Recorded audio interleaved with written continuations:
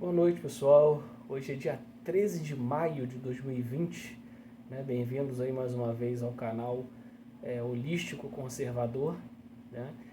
E hoje eu quero aí expressar a minha opinião sobre o STF, né? Eu vou até intitular esse vídeo aqui de Ditadura do STF, né? Então vou colocar um pontinho de interrogação no final, porque nós temos visto aí nos últimos anos, né, o STF tomar decisões aí que realmente são questionáveis, né? Não é porque o STF que a gente não tem o direito aí de discordar das decisões, né? Então, nós aí, dentro de um Estado democrático de direito, nós temos o direito de criticar, né, de não concordar com quaisquer decisões, sejam elas do judiciário, sejam elas do legislativo ou do executivo. Então eu quero passar rapidamente e comentar cada item aqui de uma listinha que eu fiz. São algumas, né, atitudes que o STF tem tomado, porque se eu fosse falar de todas, esse vídeo aqui ia ter 5 horas de duração. E comentar rapidamente cada um, né, cada item dessa listinha que eu vou passar aqui para vocês, que eu estou olhando aqui na tela. Tá?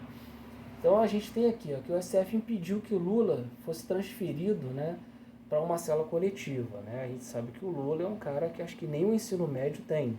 Né?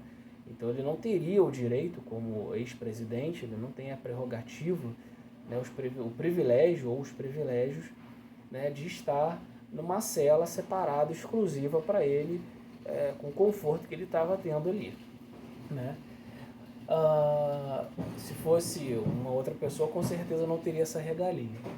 O STF também impediu investigações contra o Glenn Greenwald, que é aquele repórter, né, que lançou aí algumas notícias impactantes e que prejudicaram aí a política brasileira, né, de apurar tudo isso direitinho.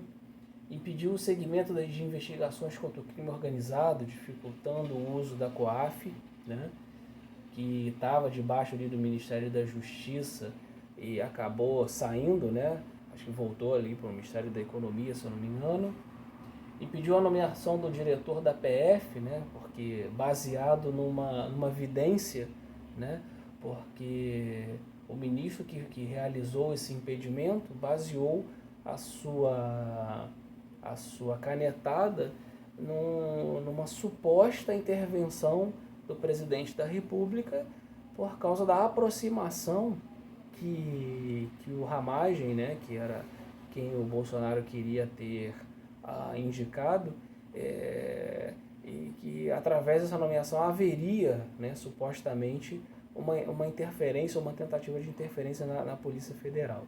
O que nos leva aí a um quadro de hipocrisia extrema, né, porque os membros do STF, com certeza eles foram indicados por afinidade, por amizade, né, com os presidentes que indicaram, né, cada um deles. Né?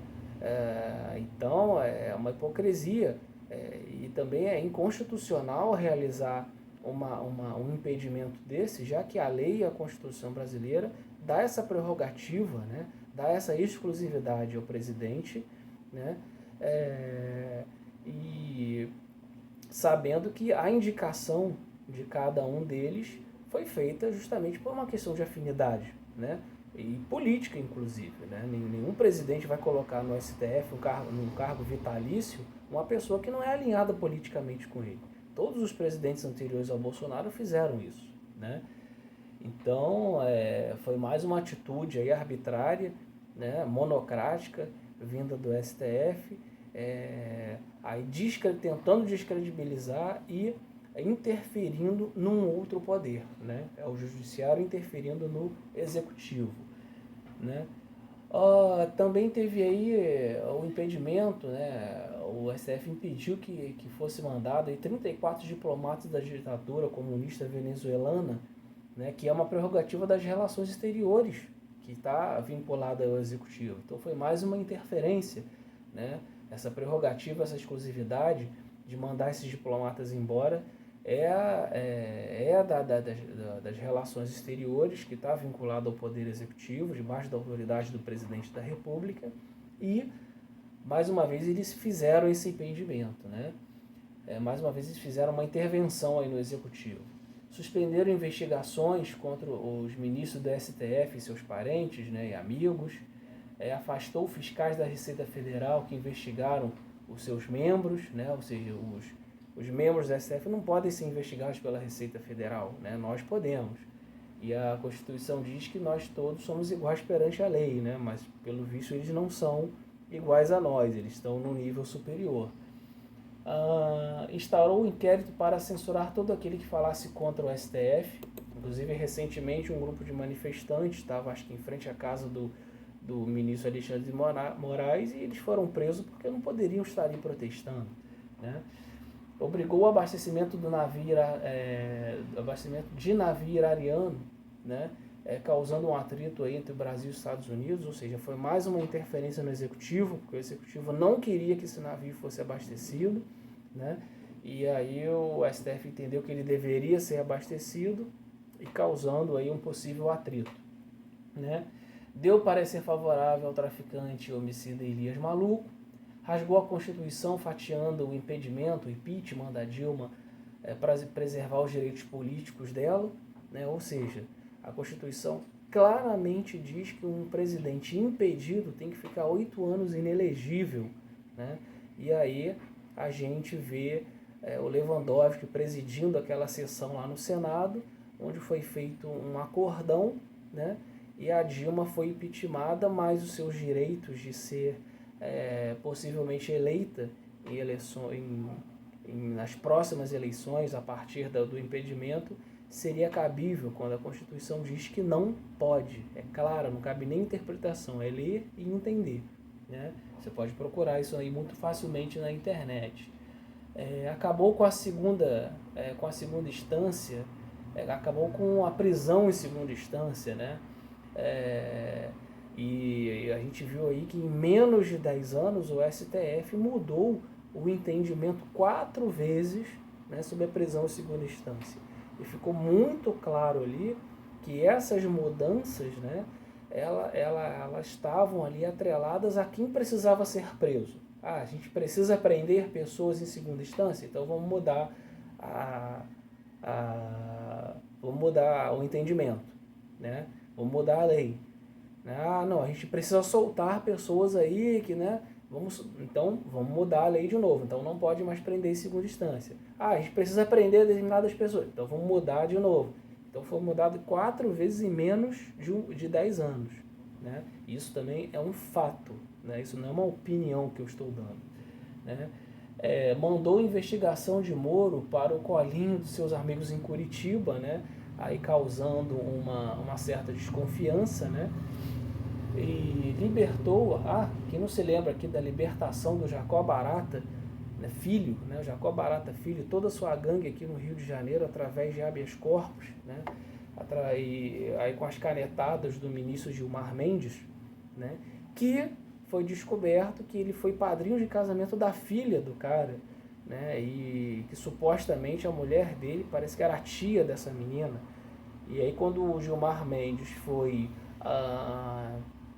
criticado nesse sentido, né, o senhor se acha apto a poder julgar esse caso, a emitir habeas corpus para uma pessoa cuja a filha, o senhor foi padrinho de casamento? E ele respondeu assim, na maior naturalidade: não, me considero totalmente apto, não tem nada a ver, né, isso daí não gera um impedimento, né? Mas na hora aí do STF, através de um outro membro, impedir que uma pessoa próxima ao presidente fosse indicada aí para a direção-geral da Polícia Federal, não pode, né? Então fica aí realmente esses itens, né, que foram alguns que eu separei, para a gente ver como o STF tem agido aí nos últimos anos. Isso é preocupante, né, porque como é que a gente recorre a isso, né? A única maneira de tirar um membro lá do STF é tendo 2/3 do Senado. E a gente vai conseguir obter 2/3 do Senado? O Cajuru aí há muito tempo tenta, né, obter assinaturas, tenta obter aí um impeachment, né, um impedimento de membros do STF, e ele não tem conseguido. E não vai conseguir. 2/3 do Senado, na atual conjuntura, nós sabemos ali que há muito vínculo entre os senadores e os membros do STF, a gente sabe que a gente nunca vai ter 2/3 dos membros do Senado para tirar um membro ali, um ministro do STF. Né? Então, eu particularmente, né, como cidadão brasileiro, estou opinando aqui, que é meu direito, né, de opinar. Eu acho que esse sistema que a gente tem ali de cargo vitalício no STF não deveria ser assim. O STF não deveria ser uma indicação política, né, vinda do Poder Executivo, né, que é o presidente que indica, o Senado faz a sabatina, aprovando ou não. Não aprovando, o presidente acho que tem que indicar outro, né, e passar novamente, aí volta a ter a sabatina, né? Então, na minha opinião, como deveria ser isso, né? Assim como o poder legislativo e executivo, o povo brasileiro também tinha que eleger um ministro do STF. Por que não? Se nós podemos eleger o principal cargo da política brasileira, né, que é o presidente da República, porque nós estamos num regime presidencialista, né? Nós podemos eleger o presidente que executa as leis, que comanda o país, que é o chefe de Estado. Se nós podemos eleger os membros do legislativo, né, os deputados federais e os senadores, que são os criadores das leis, né? Por que nós não podemos eleger os ministros do STF? Eu não vejo nenhum problema nisso, né? Porque a área jurídica, e qual é o problema? Né?